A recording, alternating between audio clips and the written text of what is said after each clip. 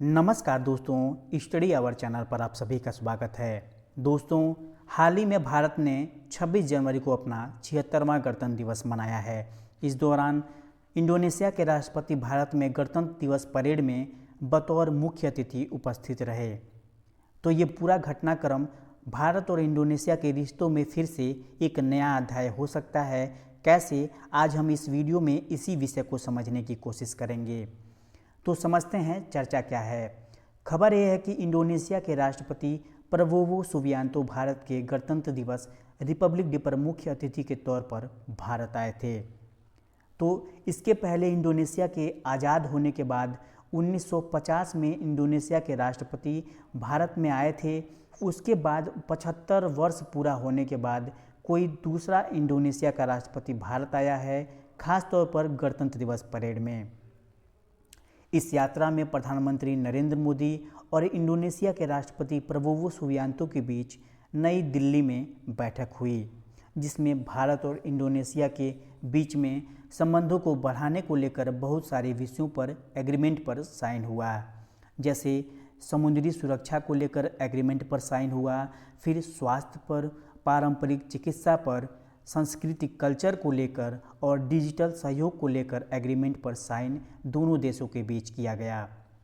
तो लोकेशन के हिसाब से देखें तो भारत के नीचे दाएं तरफ आपको इंडोनेशिया देखने को मिलेगा।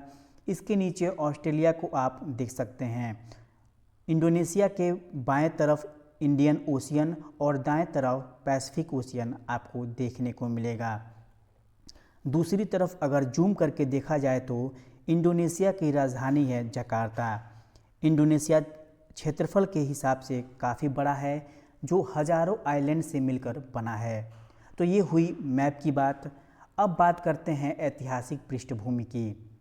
ऐतिहासिक पृष्ठभूमि में भारत और इंडोनेशिया के बीच एक कॉमन संबंध देखने को मिलेगा उपनिवेशवाद को लेकर, जिसे सन 1940 से 1950 के दशक के बीच विशेष रूप से देखा जा सकता है। दोनों देशों ने उपनिवेशवाद से आज़ादी और राजनीतिक सामरिक आत्मनिर्भरता के लिए एक साथ काम शुरू किया। मतलब भारत 1947 में आज़ाद हुआ और उस समय जितने भी देश उपनिवेशवाद के चंगुल में फंसे थे, उन सभी के साथ भारत उपनिवेशवाद को ख़त्म करने को लेकर काम किया, साथ ही जिसमें इंडोनेशिया का भी भारत ने साथ दिया था।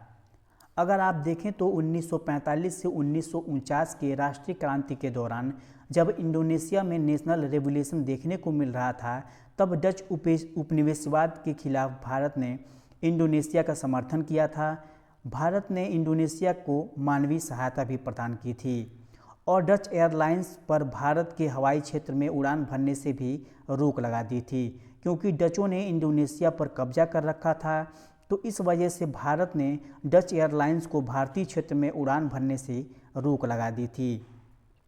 इसके अलावा 1947 में जवाहरलाल नेहरू, जो हमारे पहले प्रधानमंत्री थे, उन्होंने बीजू पटनायक को इंडोनेशिया भी भेजा था, ताकि जकार्ता में जो घिरे हुए नेता थे उनको बचाकर वापस दिल्ली लाया जा सके।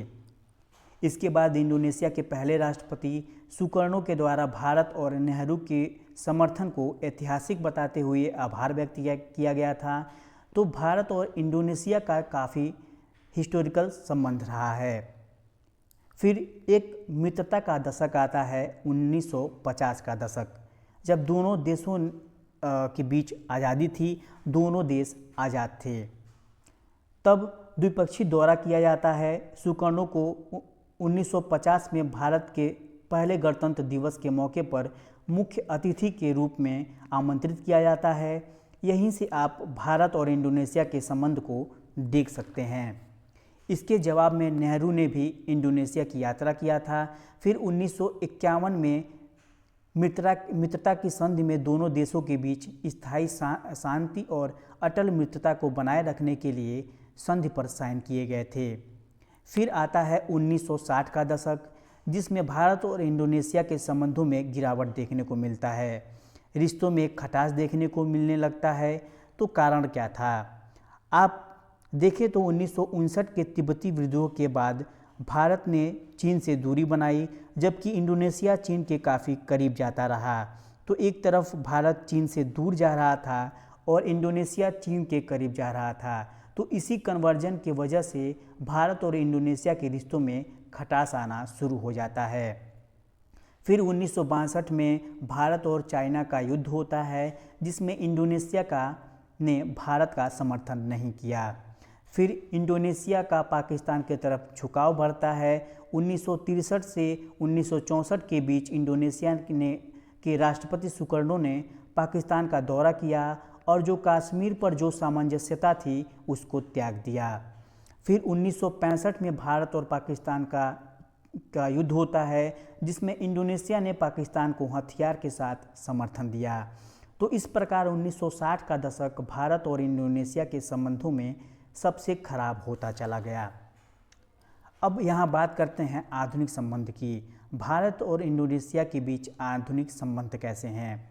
तो 1991 के बाद भारत और इंडोनेशिया के संबंधों में जो सुधार देखने को मिलता है, उसका मौजूदा कारण है भारत और इंडोनेशिया के बीच व्यापार। तो साल 2005 में भारत और इंडोनेशिया के बीच कुल व्यापार 4.3 बिलियन डॉलर का हुआ करता था, जो वर्ष 2022 और 2023 में बढ़कर 38.84 बिलियन डॉलर का हो गया। तो व्यापारिक तौर पर नज़दीकियाँ बढ़ी हैं। फिर आसियान देशों में भारत सिंगापुर के बाद इंडोनेशिया से सबसे ज़्यादा व्यापार करता है। साथ ही अगर मुख्य आयात और निर्यात की बात की जाए तो भारत के आयात में कोयला, कच्चा पाम तेल, खनिज, रबर और हाइड्रोकार्बन देखने को मिलेगा। साथ ही अगर भारत के निर्यात की बात की जाए तो पेट्रोलियम उत्पाद, व्यावसायिक वाहन, दूरसंचार उपकरण, कृषि उत्पाद और स्टील के निर्यात का देखने को मिलता है। फिर समुद्री सुरक्षा को लेकर हिंद प्रशांत क्षेत्र में सहयोग को मजबूत करने पर ध्यान देने की बात की गई। साथ ही रक्षा क्षेत्र में सैन्य आदान प्रदान और रक्षा प्रौद्योगिकी सहयोग पर समझौते किए गए हैं। फिर आप देखें तो सांस्कृतिक और राजनयिक संबंधों में पारंपरिक चिकित्सा, सांस्कृतिक कल्चर और डिजिटल सहयोग समझौते पर साइन किया गया है।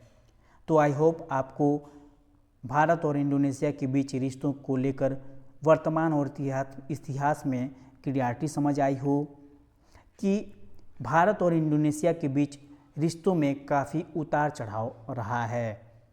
तो वीडियो को लाइक और कमेंट ज़रूर कर दें, साथ ही चैनल को सब्सक्राइब कर दें। धन्यवाद।